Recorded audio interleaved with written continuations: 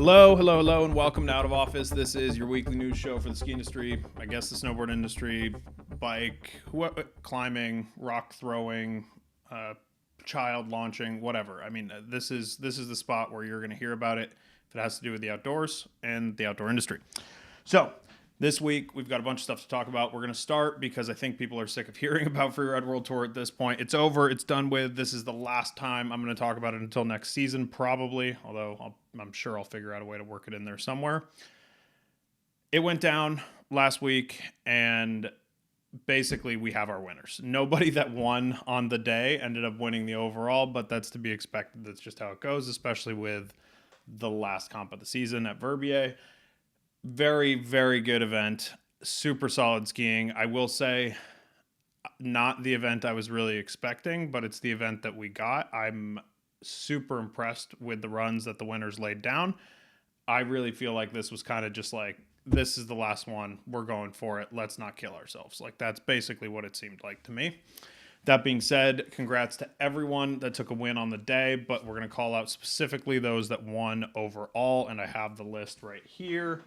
Snowboard, Victor De La Rue. Snowboard women, Noemi Equi. I had a panic right before I said that because I was like, there's no way I'm going to say any of these right. Marcus Gogan wins for ski men. Awesome. Very good season for Marcus. You cannot ask for anything more. The dude just won GoPro Line of the Winter for last month, and now he's got the overall for the Freeride World Tour for this season. And in ski women, we have Justine Dufour LaPointe, and she's been crushing it. I mean, for someone that I had not really paid close attention to previously, now she seems like she's in every time I open my feed, she is there. She's starting to pop, starting to hit, and I think with Natural Selection Ski going off and her being a competitor, this is another opportunity for her to show that she's kind of like at the top of the heap right now when it comes to freeride athletes. So very curious to see how that goes down. Once again, congratulations to all the winners, and we're going to roll right into the relating topic that I'm sure people are also sick of hearing about at this point. Natural Selection Ski goes down this weekend. The athletes, or I guess last weekend, the dates are all... Anyway, it went down. We're not going to find out results right away. When we find results, obviously we will talk about them one last time, but I'm very excited to see what happens during this event. I think this terrain, it being in Alaska, I think the crew of skiers that they picked for the inaugural event, I think that this is just going to be one of those events that you're like, wow. Because the snowboard one has come a long way, and you saw it with the most recent rendition. It is way better. It's a live product. It looks awesome, and they finally figured it out, and it realistically is probably one of the best events in the sport right now, in ski or snowboard. So I'm very, very excited to see where this goes and see where these athletes can take it. I mean, we've mentioned it before, but one of the craziest things about this event is just how many heavy hitters. You have Michelle Parker, Hedvig Vessel, Justine, like I just mentioned. You also have Marcus Etter. You also have Colby Stevenson, Kai Jones, Kai Peterson, Parker White. I mean, the list goes on and on. Sammy Carlson. The list goes on and on. It's really, really, really, really, really not something I thought I would be seeing this season. And it's one of the more impressive comp lineups of all time. Full stop. It really is. So curious to see what happens. Here is a very cute picture of Michelle and Parker swapping bags, or not swapping bags, but it spells out Parker White if they did, because Parker's last name is White. Michelle's last name is Parker. So on the back, it has the names, and then it makes Parker White, which is Parker's name. Do you get it? Anyway, all right. We're going to throw it after that. We're going to throw it to Henry. Henry's going to give us the weather and kind of give us an update on where this whole false spring situation is landing and what we're going to see going forward. Do we have a ski season, Henry? I really would like to know. All right, Adam, thanks for passing it on to me. Winter is not over yet, folks. Winter is not over yet. It's been a pretty warm March overall. Last week, I was in Alabama actually chasing tornadoes. They got hit really hard. You can see right here the devastation that it brought. There was an EF3 that we chased, and it just brought a lot of destruction. Houses just completely demolished. Absolutely heartbreaking, but we are back now in New England, and yeah, winter is not over. Today, Monday, we have some snow moving through the region. a few inches of snow. A few places may top 4 or 5 inches of snow, especially with elevations and colder temperatures up there. But we're still not done. I'm watching the system here for middle to later this week. Some snow showers around. Gotta watch a coastal storm that might get its act together around the Wednesday to Friday time frame. And then even next week, you can see here, the models are agreeing on several more inches of snow falling through at least early April. These maps right here go out to April 4th, and they are still agreeing on 10 inches of snow, double-digit snowfall through April 4th, especially across ski country. It's going to be the time of year that if you're going to get snow, it's probably going to be up in the mountains. So the the warm temperatures that we've been dealing with up there, this should help the mountains a little bit, extend their season potentially by a few weeks. It's not guaranteed, but with the snow today and potentially more snow on the way through early April, we're looking at a bit of a rebound here.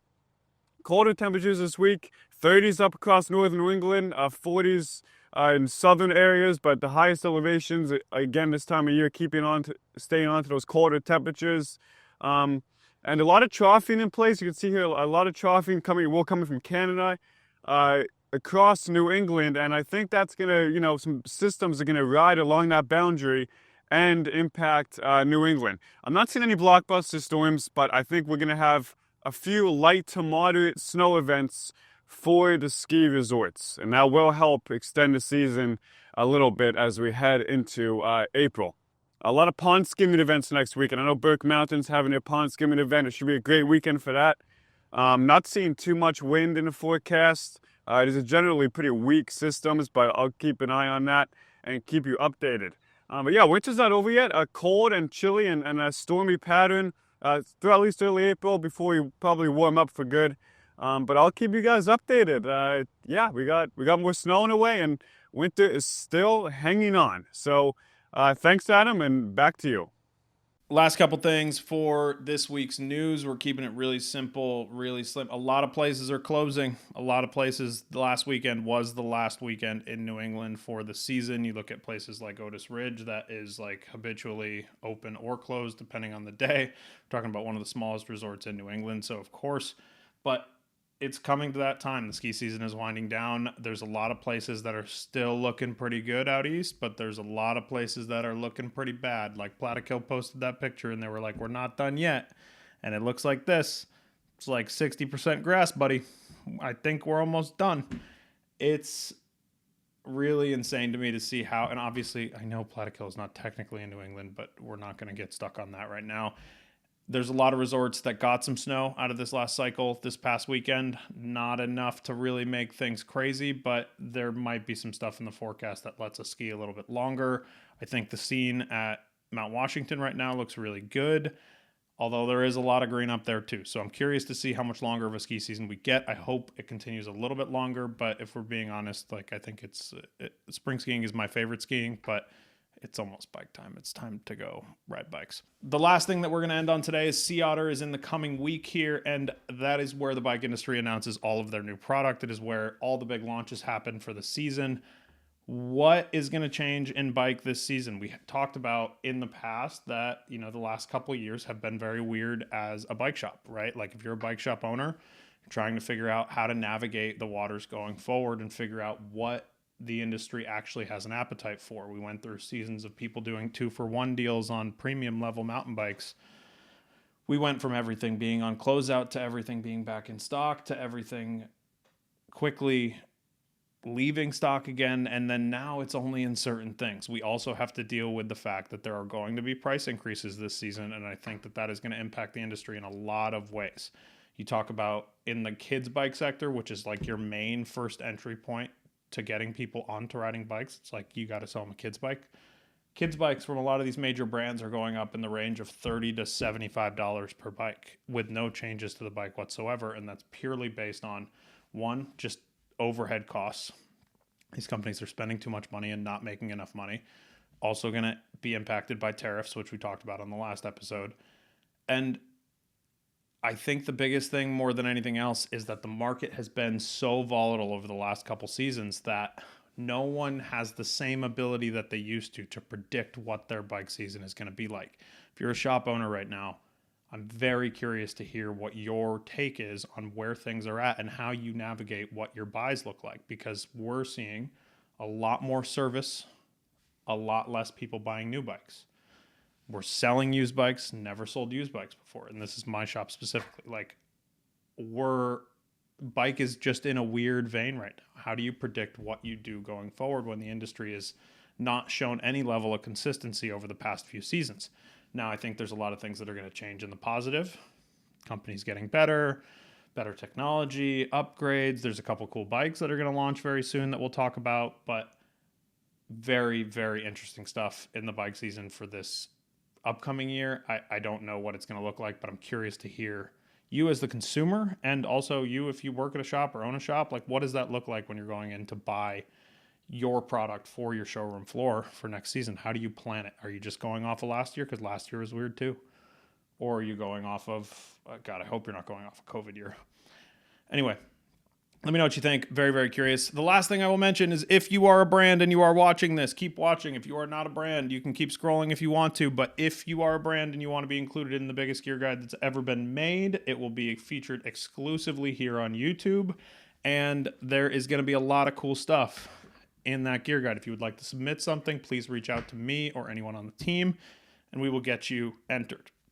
We want as much gear as possible. This gear guide is going to feature everything in the ski category, including some telemark stuff, including obviously a very big AT section and some electric skis.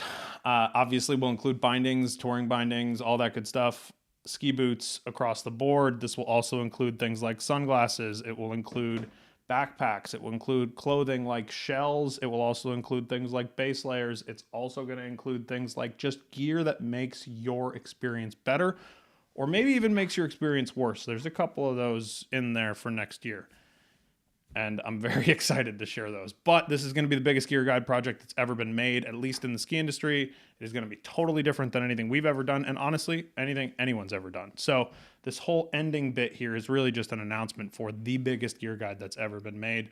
And if you are a brand, or you work with a brand, or are affiliated with a brand, and you think they should be included, let me know.